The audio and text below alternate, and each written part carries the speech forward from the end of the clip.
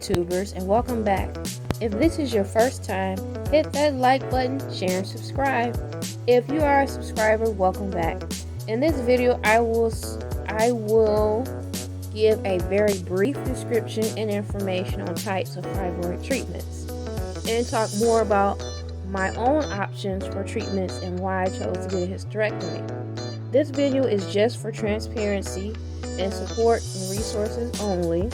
I'm just really sharing my story and sharing my experiences, my thoughts, and my feelings on different types of treatments. So, as I say in all my videos, please consult with your primary care physician. And I always think it's best to get to know your own body, understand, your body and what affects you, because all of our bodies are different. I know I may sound like a broken record because I know I say this in every video, but I say this because I am not a professional and I do not have the professional capacity to diagnose.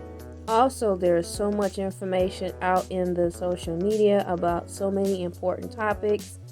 Nothing against other YouTubers or any other sources of internet information, but I highly suggest having discernment and using your best judgment when searching for information, especially when it comes to topics of health.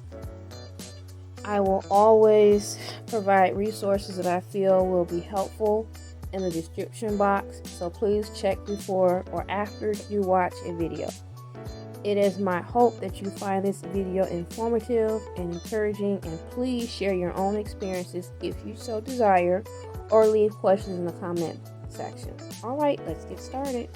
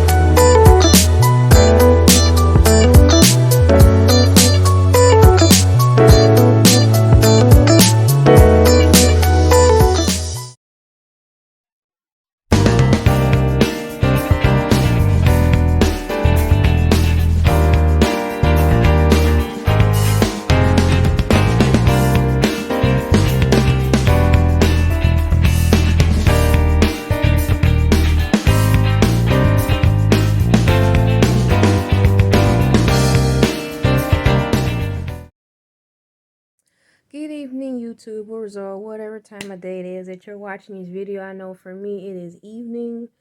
It is after 10 o'clock. I am still on medical leave, still healing from my excuse me, from my surgery. I have another 2-3 weeks left before I am back to work. I am blessed and happy to announce that I'm healing up pretty well. But I still want to use the time I have to take it easy. I don't want to rush into anything.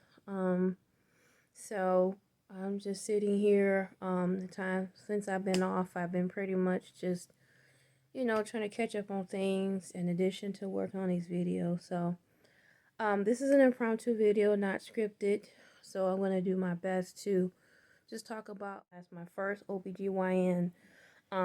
And I'm just sharing this to see if anyone else who's come across this video has ever been told this before or had this experience. I know, but my first OBGYN that I talked to told me that, first of all, she suggested surgery, myomectomy, but she suggested that, and also told me that with a myomectomy, fibroids have a chance of reoccurring, and she told me to get pregnant. So at the time, I didn't think nothing of it. I think I was more concerned about, me being diagnosed. And then at the time, I had a job, decent job. But I couldn't really afford the insurance that I had, so and I didn't want surgery, so I didn't think about what she told me. I just didn't focus on it. But now that I think about it, I didn't like that approach of being told that I had to go and get pregnant because, even though I want children, what if I want to wait? We have a lot of reasons why we do certain things. For instance, my reason was religious reasons, and then on top of that, working on my career. I wanted to be more financially stable. I want to be more stable in my career, and then, I didn't see me getting pregnant as a solution to my problem, especially if fibroids have a chance of growing back. I would have preferred to have a procedure in which my uterus is preserved and the problem is permanently resolved without surgery or less invasive surgery. Bottom line, I would have preferred to have a procedure in which, the solution is permanent resolve. I don't have to rush out there and get pregnant or come back and repeat, the same surgically invasive procedure, if that makes any sense. So I'm only putting it out there to wonder if anyone else has been told that they, had to that they after surgery they had to go out there and get pregnant. And how did you feel about that? Because personally, I didn't like that approach. I think maybe I didn't think too much about it then, but I think maybe subconsciously that's why I didn't go forth, because it just didn't make sense. It's like, okay, so get the surgery, go out there and get pregnant. I just had a problem with that for a lot of reasons. I wasn't. I'm still single now. I was single then. Um, that in doing my research is that it seemed like options were limited. You know, um, I've heard a lot. It's funny. I heard another story similar to mine's where young lady was told to get a myomectomy and then get pregnant or get a hysterectomy. Um, and it seems like a lot of stories I've heard, from my interpretation, there was not enough, information or not enough options. It was almost like do or die. This is the only thing you have available to do, and that's nothing against the physicians or OBGYNs, not against the profession of their experience. It's just that it's like this is all you have. Either do this or sorry, fibroid's too big, have to get a hysterectomy. So yeah, that's another thing I didn't like is the limited options. Um and it's not like I just, I didn't just accept what was told to me. I did the research. I looked into other options. I remember asking one of my my first OBGYN, what about a UAE? I talked about that.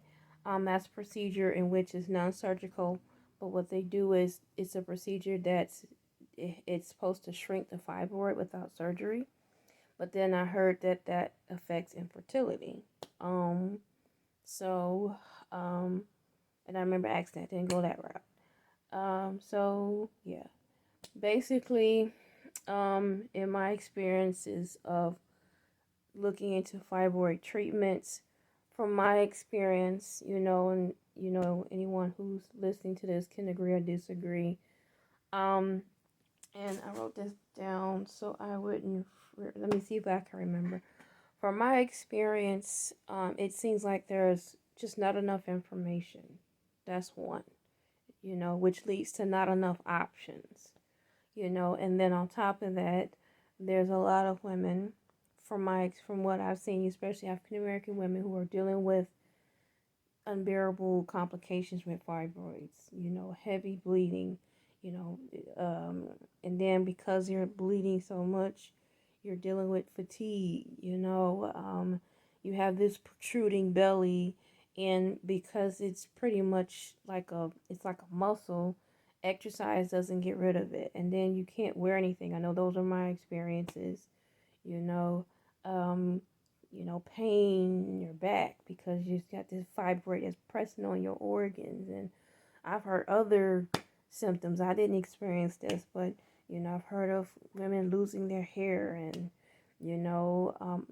I've heard of women who, even past their 50s, a fibroid is continuously growing. Now, on one end they say that the fibroid shrinks when you're in menopause, but I've heard a lot of stories of women who are over 50 and their fibroid's not shrinking; it's still growing and still causing complications. So, I don't regret my decision, even though I feel like I didn't have very many options. I feel like what went against me was time, because because I didn't know much about it. I decided I was gonna wait and see if I can find another way. I know I was working with my family, and me and my family, we consider ourselves health nuts, so we're more into like holistic, natural nutrition approach. What kind of foods can I eat that will help me shrink my fibroids, or what kind of diet can I try out.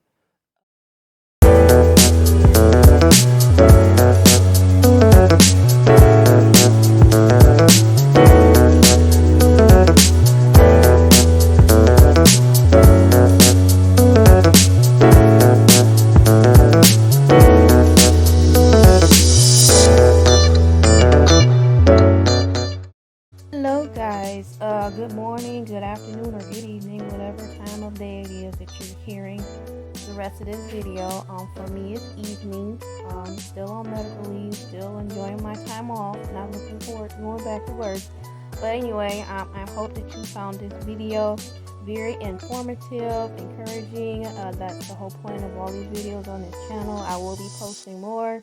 I'm probably do one more video for this month, and then I'll take a break and wait until November. What you saw prior to this recording was a pre-recorded video, and I was talking about some past experiences, and pretty much just wanted to know if anyone has had those same experiences. So as always, leave your comments. If you have questions, leave that in the comment section. Please check the description box. I will be attaching some resources. This time I got a lot of resources, so please check them.